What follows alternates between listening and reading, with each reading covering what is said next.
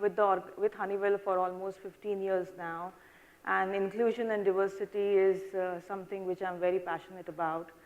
And excited to know from my co-panel members about what do they think about diversity and inclusion. So we do have 3 generations working together, right, in the workplace. And as an organization, we have to deal with different style of communication, career development styles, leadership styles, which each of these generations kind of communicate on. So from an organization standpoint, I think it's very interesting to solve challenges in terms of doing more with less, so encouraging more teamwork, showing employees and managers how to communicate with each other, keeping up the new workplace trend, because you have Gen Zs and then you have Gen X and Gen Ys as well, supporting work-life balances to create a happier workforce, and of course, understanding what motivates each of the generation. So just to clarify with the audience out here before I start, Gen X is people who are born between 1960s to 1980s. Gen Y are people who are born between early 1980s till 1990s. And Gen Z are people who are born between mid-90s. Can I just interrupt if you don't mind? Yeah? I think there are a lot of important and interesting conversations that are happening. Sure. It would be nice if we can actually have a sign language interpreter so that people who cannot hear could benefit. And also it would help whenever you put up these videos on YouTube, the people who are watching and having hearing disability could help. Maybe in the introduction, if I take the privilege, Arppna may be able to help. Sure. So for panel discussion, we don't have any videos up, so it will be audience. But can somebody help with the sign languages? Yeah? Okay. So would you like to come up on the stage, Arppna? Thank you, Arppna.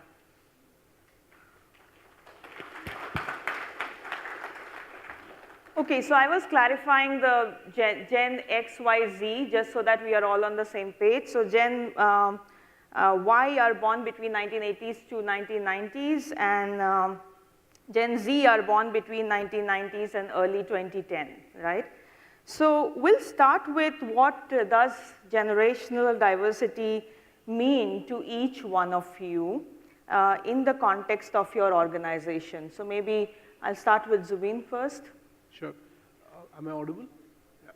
So for me, I think generational diversity in our organization, if you look at my organization setup today, it's predominantly millennials, which is 80% of my organization is millennials. So for me, majority of my generational diversity is focused on the millennials, where 10% is really are the people who are managing them today in the current setup is typically a Gen X, right? And we got to see more of these differences and more of generational diversity when we moved to a co-working space very recently, which was breaking a lot of typical how big corporates work in a brick and mortar company, but we moved into a co-working space where where the millennials had no issues moving because it was more of a startup kind of an environment, but we had really issues, or I would say concerns from the Gen X's in terms of how do we manage in such a workplace.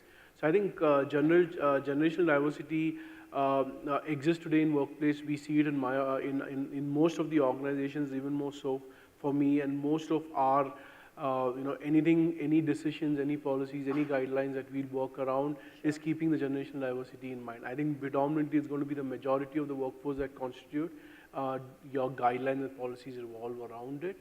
Because you cannot have different guidelines and different policies for each generation, because it needs to have one guideline.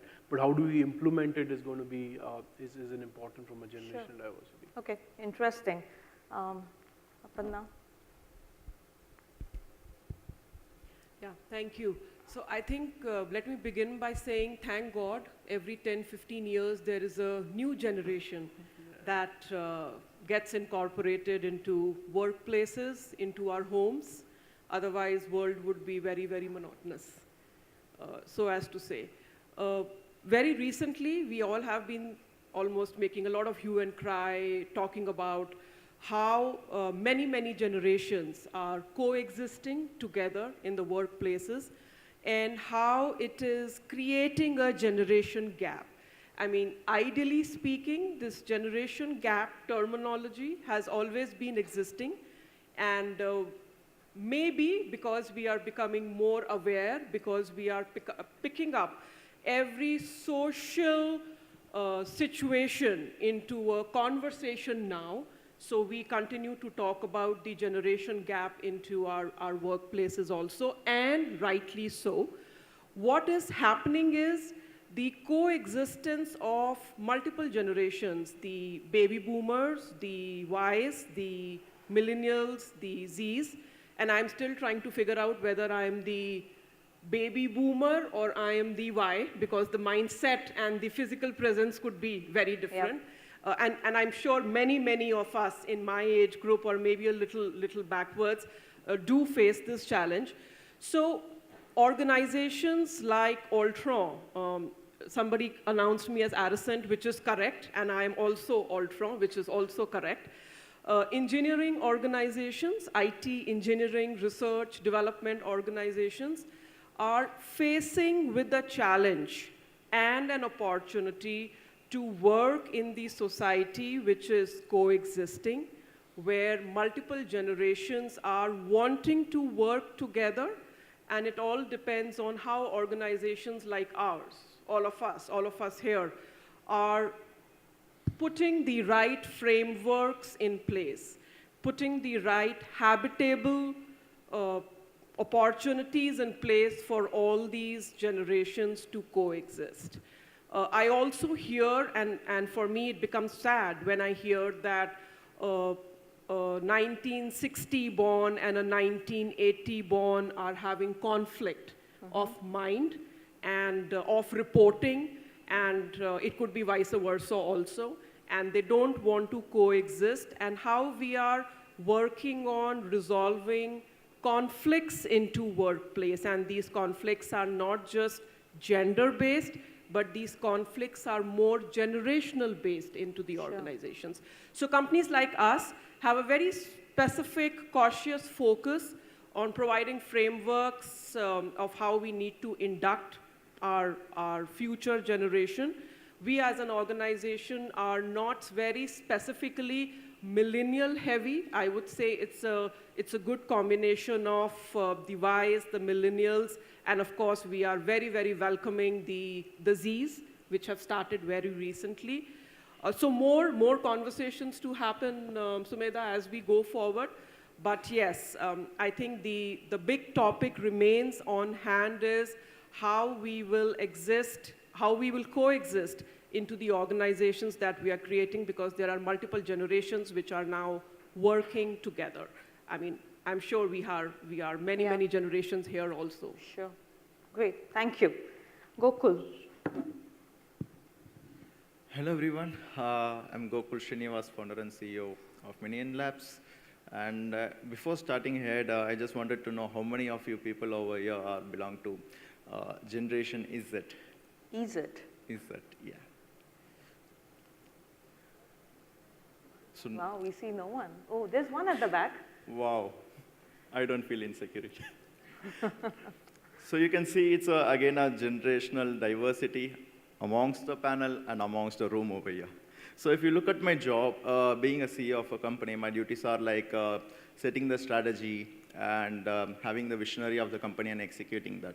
So here, the generational diversity, where I can pull out this senior management to set the strategies, help me set the strategies there, while the investors approve the business plans, and yet the directions towards those vision has to be ultimately by me. By leveraging on the unique strengths of the different generations in my team and making them to learn from each other will create like a collaborative and engaged environment that definitely leads to the success. So we at MinionLabs, we are like towards the success, like having received 19 international awards, starting from World Economic Forum to Crown Prince of Dubai, and much more, and many branded clients within a year of incorporation. And that's how it happened, is because of the generational diversity team in MinionLabs. Okay, great. So Gokul, you can keep the mic on. I'll have the question for you, specific questions for you. So how does, in your startup, of course, you have Gen X and Y also working for Gen Z's generation, right? So how does it work when Gen X and Y must report to a younger generation, right? And have you gone about bringing in some seamless transition or way of working? What have been your learnings, if you can share, please? Sure thing. First of all, it has to be remembered like the trust isn't freely given, and it has to be earned it.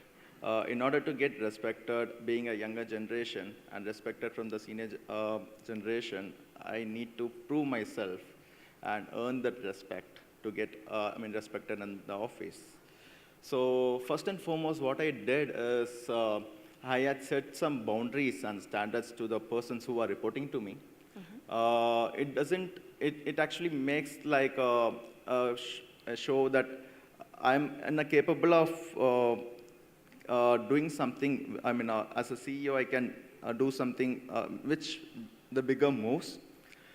And also it creates an imagine in the company that I'm not someone who not treated very seriously.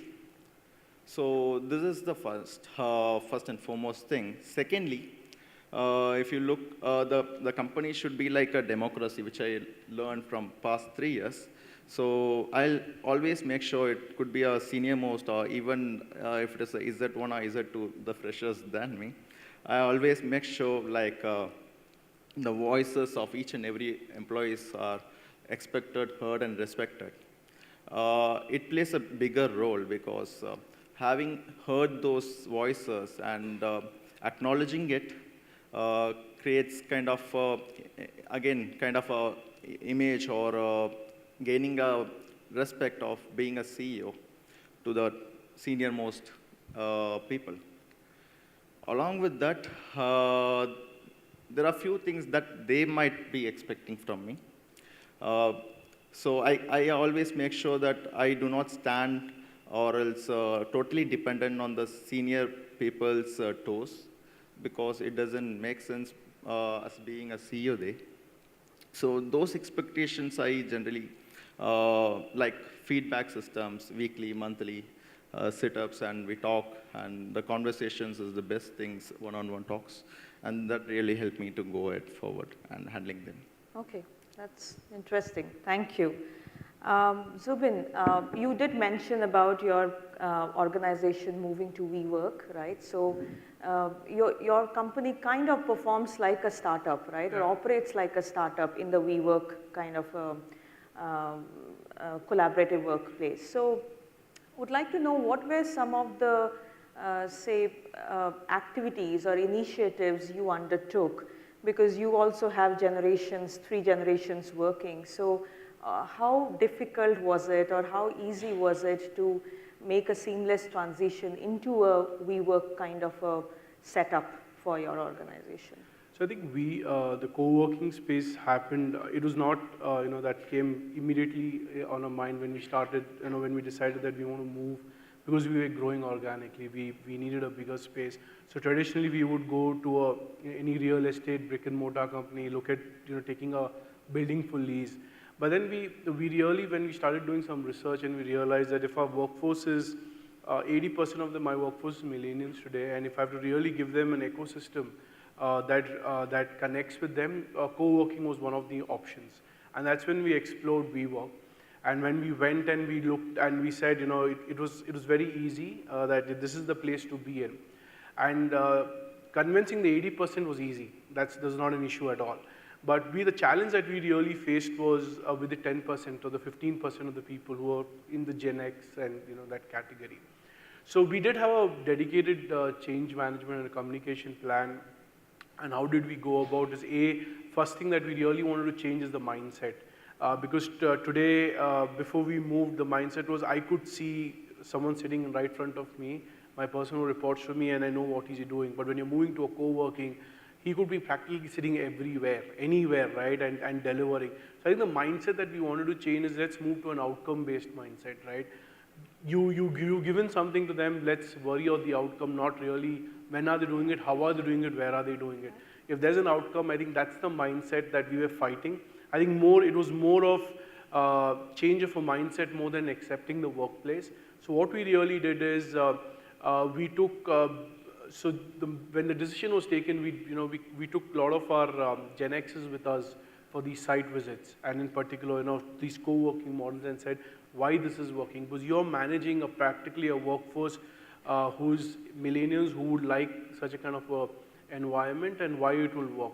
So did we get a buy-in from all of them? No, as we started. But as we took the journey, we are in, I think, on fifth month now into this journey. And I see a lot of acceptance from people, at least Gen X, because they see a lot of value-based outcomes where there is no conversations that, I need to see you right in front of me. I'm okay wherever you're sitting in the workplace. As far as the outcome is delivered, I have no issues. So I think that was the change that we went through. We still have teething issues. We still have, I think, the trust is something that we are building. Because if you look at the millennials, they really believe on, don't worry about the outcome. I'll give you the outcome. Don't ask me every day what is the status of it. I will give you the outcome. You've given me a timeline to it. So I think that's the change and the journey that we are going through. And I see a positive change, a lot of positive change today. Okay, good. Thank you. Arppna, so Aricent, or Altran, has been in the industry for a while, right? So I'm sure your population of Gen X's and Y's are also there in the organization. So how's your organization is preparing to induct Gen Zs?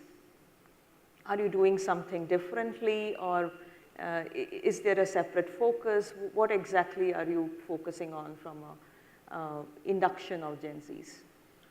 I'll remind us all of what Ravi mentioned to us a while back on neutrality. I think it's very important that while we are building generations, diversity, inclusivity, we keep the neutrality intact. What we specifically focus on is, are we bringing in a new generation from time to time in the organization? Because we don't want to create an environment of think-alikes. We want to disrupt the environment in a positive way. All of us do that. So that's one focus. It's a very, very clear focus. Apart from that, yes, there are, I would say, very specific behavioral changes. And I see that when I compare to my nieces and nephews who are probably in their late 20s, and when I compare that, or maybe early 30s, and when I compare that with my daughter who's 17 years old, it is a vast difference in the thought process. Similarly, at the workplace, it's about the thinking which is becoming more intense. We see the new generation, the last stages of millennials, the new inducted Zs are getting more empowered. I mean, I think empowered is a very generic term, but they are expecting a value for their freedom, for their independence. Like he just mentioned, don't target me every day, every week, I will deliver. So that's a mind shift. We have to respect that. Very, very, very concentrated focus on, do you need social interactions? Or do you want to sit in your cubicles, base, and work? So that's the mindset which these generations we are seeing are changing every 10 years, I would say. And that's what we respect in the organization. So we are an inclusive organization. With inclusivity, we are letting the freedom of thought and the freedom to operate be all pervasive. So I think that's some key mantras under which we are operating. Okay. Okay, great. Thank you. So this question maybe I'll direct to both Jubin and you, Arppna. Because of course, again, you do have a fair share of all the generations in the organization. What are some of the skill building initiatives you are focusing on? Because the way a Gen X or a Gen Z will absorb knowledge is very different, right? So is there any segregated effort on that? And would like to know what your organizations are focusing on. Sure, maybe I can take that. So I think micro-learning, bite-sized learning is now what is very important for us to build into the organizations, because we are working with the younger generations. And I'm not saying this is not true for generations of my age. Yes, we probably passed out more going through a lot of long duration e-learnings, maybe classrooms, etc. But the time has passed, and even generations of the X's and the baby boomers have realized that smaller size learnings, micro learnings, bite-sized learnings, social learnings give us more optimization. They are more effective, they are more efficient, and that is the skill building that we are bringing into the younger generation also. I won't say this is true only for Gen Zs. Most of us have to still experience the Gen Zs into our organization. But if I look at the millennials also, it is how optimized, in an optimized environment, in a very effective environment, how are we operating? Do we want to really spend 4 hours in skill building on a monthly basis? The answer is no. Do I have the power of on demand, anytime, anywhere? I think that's where all the entire world is moving. And this is not just true for learning or skill building. This is true on most of the activities that we are now developing into our organizations. Sure. Okay. And things I think it's a lot of it is very similar what she talked about. But one thing that I have noticed is, be it a millennial or a Gen X, I think the appetite or the ability to learn, I think that it's always there. It's just about the execution of how do they want to learn. I think that's what we have realized. So, any of the frameworks that we do, and in particular the skill building or learning and development, the framework exists. We have a framework, where we have put up saying you have to go through these learning hours through the year. There's a budget that's allotted. But in terms of how do we execute for different generations is what we look at from an execution. So, there is a millennial who would want to go through a gamification route, through bite-sized learning, through, I would want to go through a learning program when I'm having breakfast at home, but not really go to a classroom training and spend that whole day. So give me modules which, I will utilize while I'm traveling or I'm sitting at home. I will finish it, I will learn. The same content can be curated in a classroom for people who would prefer that, right? So in terms of how are we customizing, that's where we are customizing. I'm not really customizing on a framework because I cannot have different frameworks for different people. But in terms of how do we execute, I think that's been a big success for us. Sure, okay. So Gokul, while of course we all know the benefits of, say, generational diversity, you being a CEO and very young CEO for that matter, you have been kind of experiencing it on a day-to-day basis, right? So would like to know from you what has been your take on it, and what are some of the advantages you see as a CEO of generational diversity? Taking a leadership role in any company, it's kind of like an excitement, daunted undertaking. But if you look at it, it's not the experience. Experience is an excellent teacher, but the skills that brought me as a CEO. The experiences, lessons, wisdoms are there out. It can be tapped. For example, in my case, my coworkers and employees has these, and I can tap it. And that's my key and kind of an asset for my company. Okay, great. Okay, so one common question for all of you. Have you considered implementing differential benefits or policies for different genders at your workplace? So I could probably take that. So I've already said it. I don't think I'm going to have different policies for different generations. The framework exists. How do we execute is going to be important. If you can customize and give solutions that cater to every generation, I think that's a big win. That's what I think our focus is on. That's what me and my team focus on in terms of how do we execute, keeping in mind the workforce that we have, while the framework is universal across. Yeah. So very ditto. It's all about the larger framework and the flexibilities we are providing to, and this is not generation, to the inclusive organization to be able to pick and choose the different type of benefits that they would like to avail in the organization. There is no enforcing, but yes, it's about the flexibility and the freedom of choice. I think that's all that we are exercising nowadays. Okay. So in our case, it's kind of a startup, not a big corporate thing. So here, being a CEO, I tend to become more friendly and flexible, but being a boss as well as a buddy, it screws me up. Okay. Okay. All at one time for him. Yeah. Okay, so again, the second set of questions is again for all of you, and you can decide who, I mean, anybody is free to answer. Sumedha, if I can interrupt here for a moment. I mean, Honeywell is a very, very large organization. Why don't you share some of the similar thoughts on your own questions with us of how Honeywell is trying to deal with a very talked about conversation of generations specifically. Yeah, okay, so you're putting me on spot. Yeah, but similar thoughts. Honeywell has been in the industry in India for almost 8 decades now. And Honeywell Technology Solutions, the organization which I'm responsible for, completes its 25th year this year. So we do have all kind of generations within the organization.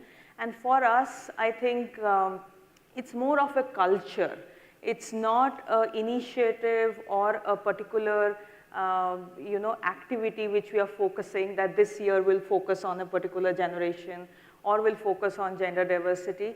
It has been more of a culture. So whatever we have been doing with respect to, say, collaborative workspace or different timings for different individuals, or having different modes of learning mechanisms are all keeping in mind that we do have different generations at work, and each generation has their own, a particular way to learn or absorb knowledge for that matter. So we have been doing similar kind of things as you guys kind of mentioned, more or less on the similar lines. Sure. Right? Thank you. I'll just have one second last question and then would like to open for Q&A for the audience.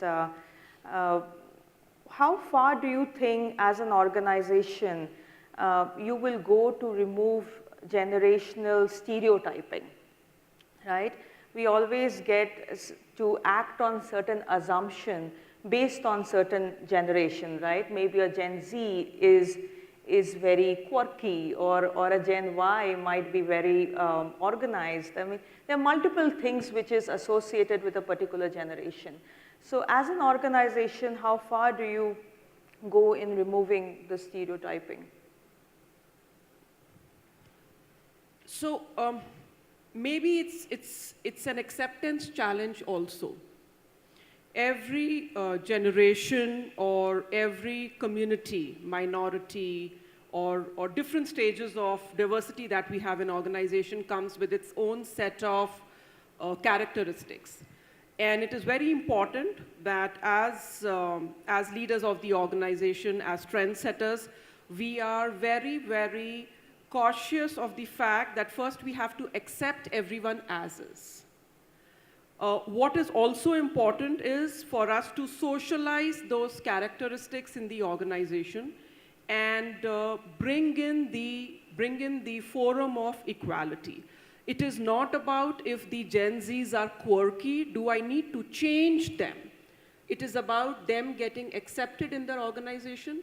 It is their characteristics, their traits that everybody needs to understand and learn to coexist. So I think my humble request here would be that organizations should be very, very humble about the fact that we all are very different And that's what makes us successful in our personal and professional lives. So differences and different traits, characteristics needs to be first accepted for us to say now we are going to be a more successful organization, family, or even a community. So acceptance is key. Okay, great. Any other thoughts? Yeah, I think it's very similar for me. The buzzwords for us is really coexist, differences are good, they're collaborative, just accept the way they are. I think that's something that is the journey that we are taking. That's something that we're inculcating for everyone, saying, this is how it is, let's not change anyone the way we want to. And also play with the strengths that they get, and and build that ecosystem. I think that's what we are talking about today. Sure. Gokul? So me being a youngest CEO there, working with the senior professionals, we, not only me, the youngest CEOs whom I already interacted with on other occasions, we generally have these kind of three insecurities. One is kind of feeling inexperienced before the set of people around me, and imprudence, and the perception that I have not yet earned the right to be taken seriously. So taking a leadership role, before taking a leadership role, I have to completely bury down these three things and accept that I'm fit for this leadership role and to work towards my visionary. Okay. So one last question for all of you, and then we'll open up. I hope we have some questions, so please start preparing your questions. One thing or one mantra that all of you will recommend for organizations to enable generational diversity? I think we collectively spoke about many, but the common trait, if you see, that comes out is coexist, Cool, yeah. accept the differences, and yeah, maybe. I would the same words with hashtag. So that's the word today, right? So that's really what it is. Same collaboration, Okay. working together. Great. Thanks a lot.